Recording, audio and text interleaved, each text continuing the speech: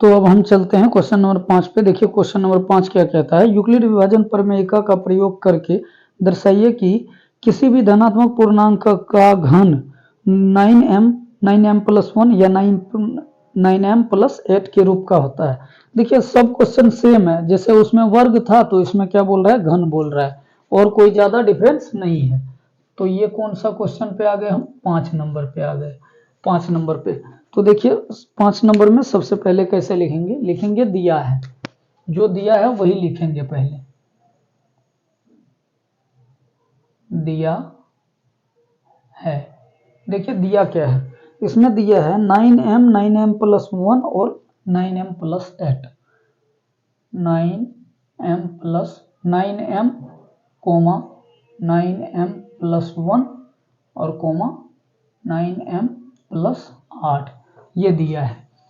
ठीक, तो लिखेंगे माना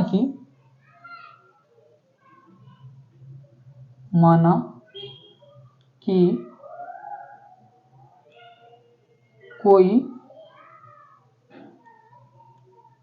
धनात्मक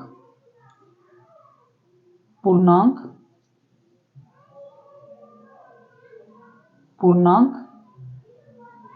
a है, ए कोई धनात्मक पूर्णांक मान लिए। अब लिखेंगे यूक्लिड विभाजन के अनुसार, यूक्लिड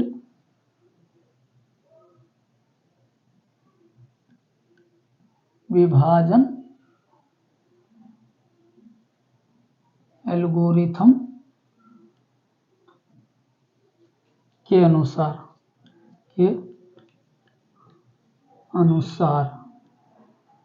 ठीक। तो देखिए यूक्लिड विभाजन के अनुसार क्या होता है, यूक्लिड विभाजन कहता है कि a बराबर BQ + R, और ये R जो होगा ये 0 से बड़ा या बराबर होगा R, और B से छोटा होगा।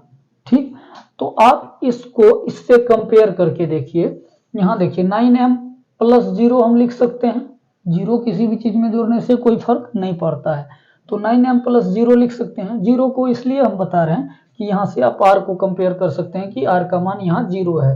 तो अगर A बराबर BQ + R देखें तो B का जगह पे M, ये 9 और Q के जगह पे M और R के जगह पे 0। यहाँ भी इसमें कंपेयर करें तो B के जगह पे 9 और Q के जगह पे M और R के जगह पे 1। इसमें भी कंपेयर करें तो B के जगह पे 9 और Q के जगह पे M और R के जगह पे 8। मतलब B सभी में सेम है, B का मान यहाँ से हम लिख सकते हैं। तो इसके अनुसार से B का मान यहाँ क्या हो जाएगा, B बराबर कितना निकल जाएगा, अगर इससे कंपेयर करें तो 9। ठीक, अब देखिए B बराबर अगर मेरा 9 निकल गया तो हम R बराबर क्या लिख सकते हैं, R बराबर हम क्या लिख सकते हैं, R का मान क्या होगा, 0 से बड़ा और B से छोटा। तो 0 से बड़ा या बराबर मतलब 0 भी हो सकता है, 0 से बड़ा, तो 0 से बड़ा क्या हो जाएगा, 1 2 3 4 5 6 7 8। 9 नहीं लेंगे, 9 इसलिए नहीं लेंगे कि 9 देखिए B का मान है और B से छोटा होना चाहिए R का मान, मतलब 9 से छोटा, तो 9 से छोटा 8 तक, ये सारे R का मान होगा।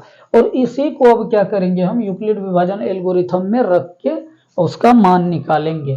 ठीक, तो अब देखिए हम R बराबर 0 निकालते हैं, तो लिखते हैं केस 1 में R बराबर 0। अब देखिए A बराबर BQ + R होता है एल्गोरिथम, A बराबर BQ + R होता है, ये यूक्लिड विभाजन है।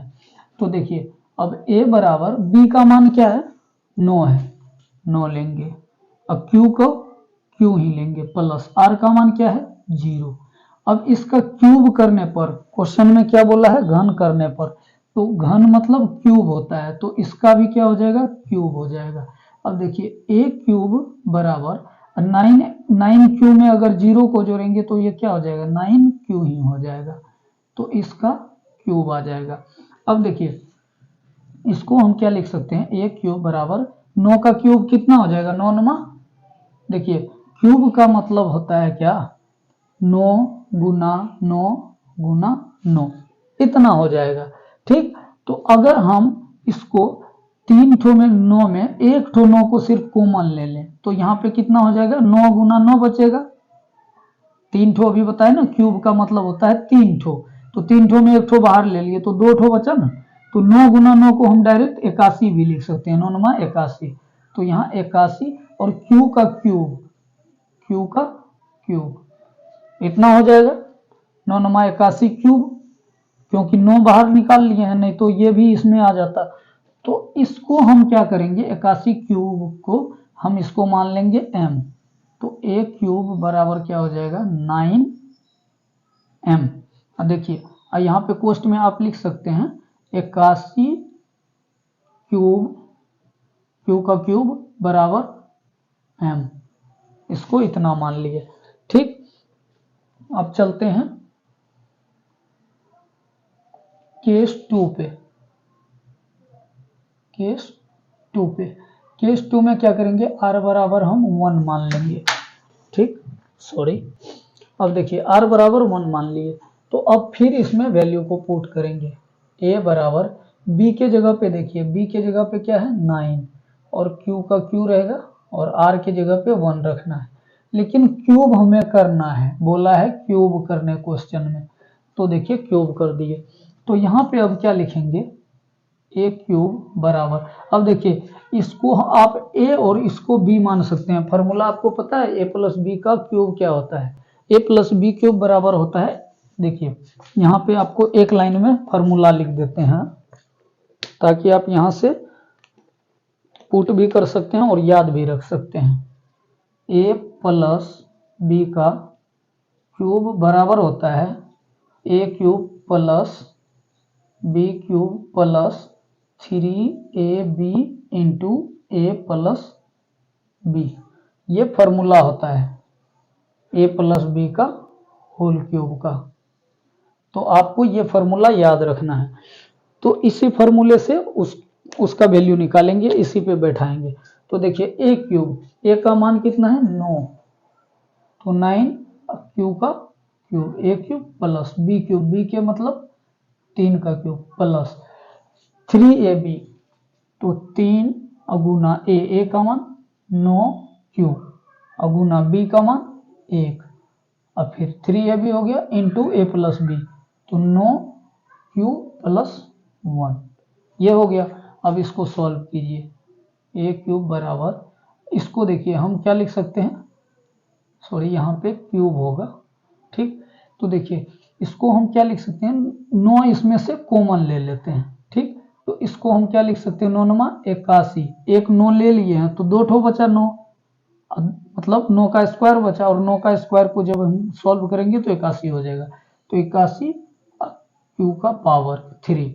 ठीक, प्लस एक को रहने चलिए 1, ठीक, अब प्लस इसमें से भी अगर कॉमन लिए हैं, एक को रहने देते हैं, इसमें से कॉमन लेते हैं, तो यहाँ क्या हो जाएगा 9 तिया 27, और 9 तो कॉमन ले लिए हैं, तो यहाँ पे बचा क्या है 3, नहीं तो चलिए अभी कॉमन नहीं लेते हैं, इसको ऐसे रहने देते हैं इस लाइन में, ताकि यहाँ पे सॉल्व नहीं हुआ इसलिए नहीं ले रहे हैं कॉमन।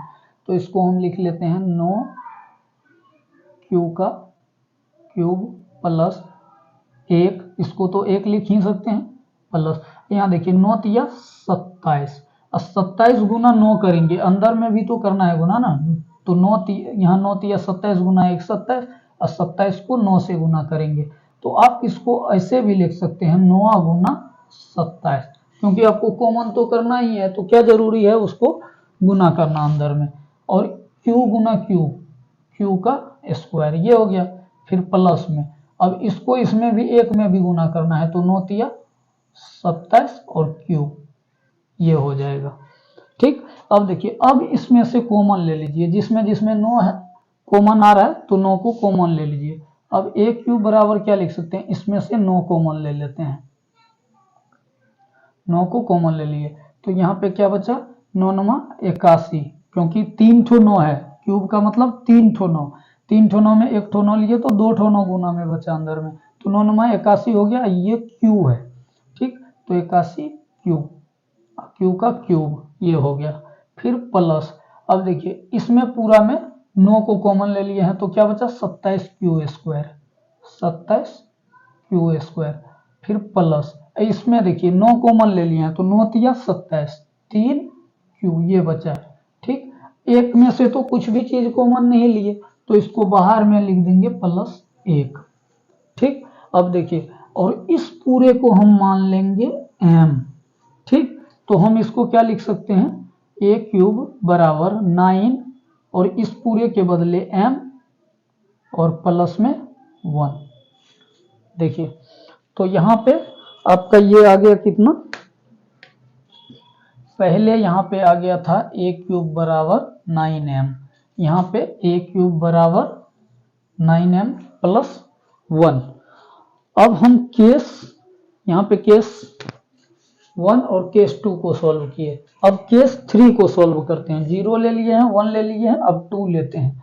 ठीक, तो हमारे पास जगह नहीं है, इस साइड में सिर्फ हम मिटा रहे हैं, केस 2 को लेके हम प्रूफ करेंगे, चलेंगे। ठीक, तो इसको मिटा देते हैं और प्रूफ करते हैं, आप देखते रहिए ध्यान से। ठीक, अब देखिए, अब यहाँ पे लिखेंगे केस 3, तो r बराबर 2 लेंगे। ठीक, जब 2 लेंगे तो यहाँ पे क्या हो जाएगा, a बराबर b³ b का मान कितना था 9, q प्लस r का मान 2, तो इसका क्या करेंगे क्यूब, इसका भी क्यूब, तो a³ बराबर, अब इसका देखिए a प्लस बी का होल क्यूब, फिर इसी फॉर्मूले पे तोड़िए तो a³ तो 9 q का क्यूब प्लस b³ मतलब 2 का क्यूब प्लस 3ab, तो 3a का मान 9q अपल 3a और गुना b का मान 2 प्लस नहीं 3ab into a plus B, तो a प्लस बी का मतलब 9q प्लस 2, ये हो जाएगा। अब देखिए, अब इसको सॉल्व करते हैं, a³ बराबर क्या हो जाएगा, इसको ऐसे रहने देते हैं 9q का क्यूब फिर प्लस 2 का क्यूब करेंगे तो 8 हो जाएगा, फिर प्लस, अब देखिए इसको हम लिख सकते हैं 9 तिया 27 दूना 54 क्यू, और 54q को इसमें गुना करेंगे तो 54q को गुना करेंगे 9q में, तो इसको ऐसे डायरेक्ट लिख लीजिए, 9 को गुना में ही लिख लीजिए क्योंकि 9 बाद में कॉमन लेना है, तो अब q गुना q क्या हो जाएगा q²। ठीक, अब फिर प्लस है तो प्लस दे दिए, अब ये 54 तो रहेगा ही, 54 को गुना 2 करेंगे तो 54 गुना 2 डायरेक्ट कर देते हैं, q है तो q को गुना में लिख देते हैं। बात समझ में आया, 9 तिया 27, 27 दूना 54 और 54q हो गया, ये टोटल 54q है, 54q को 2 से गुना कर दीजिए, तो 54q को आप ऐसे भी लिख सकते हैं 54q गुना 2। ठीक, ऐसे लिख दिए पूरा। अब देखिए, अब इसमें क्या करेंगे, पूरे में जिसमें 9 कॉमन आ सकता है क्योंकि हमें 9 बाहर में चाहिए, इसमें भी 9 है, इसमें भी है, इसमें भी, तो 9 कॉमन कर लेते हैं। a³ बराबर, अगर हम 9 कॉमन कर लें तो यहाँ पे क्या बचेगा, 9 × 9 81, 81 q का क्यूब ये बचेगा, फिर प्लस, इसमें से कुछ नहीं करते हैं, इसमें से कॉमन लेते हैं, तो 9 अगर कॉमन ले लेंगे तो ये क्या बचेगा 54q², 54q², फिर प्लस, इसमें से देखिए 9 अगर कॉमन ले लिए ये पूरा में से, तो देखिए 9 तिया 27, 9 छाग 54, 9 कॉमन ले लिए तो कितना 9 तिया 27, 27 दूना 54। ठीक, तो 9 कॉमन ले लिए हैं, ये कहां से 54 ये वाला था ना, हाँ, तो 3 दूना 6 और q तो रहेगा ही q। अब देखिए इसमें से हम क्या किए, 9 को कॉमन ले लिए। ठीक, तो 9 को कॉमन ले लिए, 9 छाग 54 ये हो गया, अब 6q बच गया, और प्लस में ये जो 8 है इसमें से तो कुछ किए नहीं है तो प्लस में 8 लिख देंगे। ठीक, समझ में आया आपको बात, 3 दूना 6, 6 दूना यहाँ पे 12 आ जाएगा, ये 12 हो जाएगा, 12, 9 कॉमन लिए हैं ना, 9 छाग 54, 6 दूना 12, यहाँ पे 12 आ जाएगा। अब देखिए इसमें से कुछ कॉमन नहीं लिए हैं तो +8 में लिख दिए। अब देखिए इस पूरे को क्या करेंगे, हम m मान लेंगे। ठीक, अगर इस पूरे को हम m मान लेंगे तो यहां से देखिए a क्यूब बराबर क्या लिख सकते हैं 9, और इसको पूरे को m और प्लस में ये कितना बच गया 8। तो देखिए यहां से तीसरा से हमें क्या मिल गया 9m प्लस 8, ये वाला मिल गया है हमें। अब यहां देखिए हमें क्वेश्चन में बोला है 9m प्लस 1 और 9m प्लस 8, तो 9m प्लस 1 और 9m प्लस 8 इस रूप में मिल गया। तो हमें यहीं तक r बराबर 0, 1 और 2 रखने पर 8 तक यहाँ तक क्वेश्चन में मिल गया। तो जब 2 रखने तक ही मिल गया तो 3, 4, 5, 7 मतलब 9 तक, मतलब 9 अगर b का मान है तो 8 तक हमको सॉल्व करना था। तो 8 तक करना कोई जरूरी ही नहीं है, क्योंकि 2 तक में मेरा क्वेश्चन में क्या हो गया, 2 तक में ही मेरा क्वेश्चन खत्म हो गया। 2 तक में ही हमें ये मिल गया, जो खोजना था हमें वो मिल गया, ये चीज मिल गया। तो जब मिल गया तो क्या लिख देंगे, इसको समीकरण 1 मान लेंगे, इसको समीकरण 2 मान लेंगे और इसको समीकरण 3 मान लेंगे, और लिखेंगे समीकरण 1, समीकरण 2 तथा समीकरण 3 से स्पष्ट होता है कि किसी भी धनात्मक पूर्णांक का घन करने पर, मतलब क्यूब करने पर 9m, 9m प्लस 1 और 9m प्लस 8 के रूप का होता है। ठीक, तो ये चैप्टर हमारा यहीं पे खत्म होता है। अब चलेंगे क्वेश्चन चैप्टर नंबर 2 पे, एक्सरसाइज प्रश्नावली 1.2 पे। चैप्टर नंबर 1 ही रहेगा लेकिन प्रश्नावली 1.2, क्योंकि प्रश्नावली 1.1 खत्म हो गया है। तो प्रश्नावली 1.2 में क्या कहता है देख लेते हैं। निम्नलिखित संख्याओं का अभाज्य गुणनखंड के रूप में ज्ञात कीजिए। इसमें गुणनखंड बोला है और एलसीएम, एचसीएफ वगैरह बोल रहा है निकालने के लिए, तो उसको आगे वाले लेक्चर में देखते हैं।